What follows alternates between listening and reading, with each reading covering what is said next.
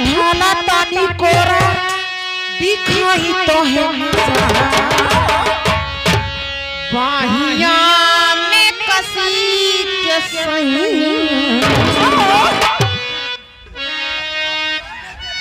बाहिया में कसी के सही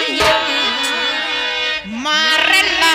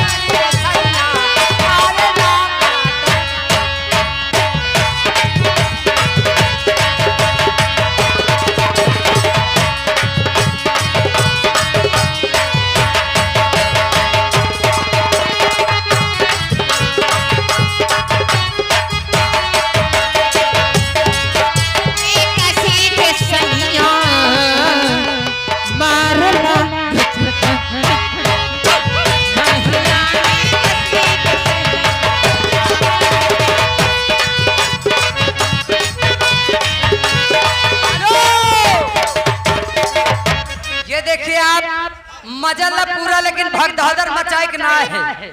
ये आपका भी लड़का घर परिवार का है,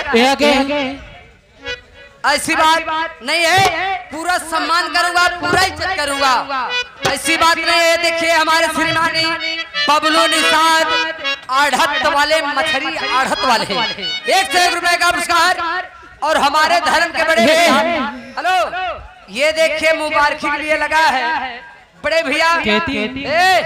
मुबारक है शादी हमारी, एक गीत होना चाहिए, सबका सम्मान।